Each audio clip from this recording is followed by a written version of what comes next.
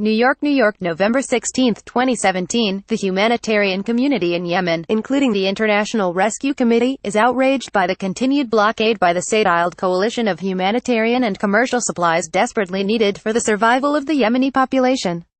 Now in its 11th day, the blockade on almost all of Yemen's seaports, airports and land crossings prevents the entry of food, fuel, medicines and supplies, exposing millions of people to disease, starvation and death.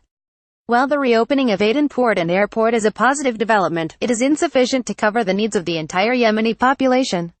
Ongoing obstruction by the Saudiled coalition to the delivery of critical supplies is a measure which may amount to collective punishment of millions of Yemeni people. It exacerbates the world's worst humanitarian crisis, where almost 3 years of war have left over 20 million people in need of assistance, 7 million of them on the brink of famine.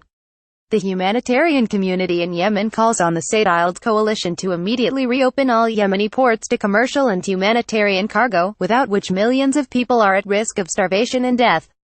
Humanitarian flights to Sana'a must be allowed to resume immediately to ensure the movement of aid workers and the transport of relief cargo. We further call on all parties to the conflict to uphold their obligations under international humanitarian law, including the principle of proportionality in the conduct of hostilities and allowing access for humanitarian relief to civilians in need. Finally, we appeal to states who have influence over the parties to the conflict to step up their engagement to bring about a political solution to the crises.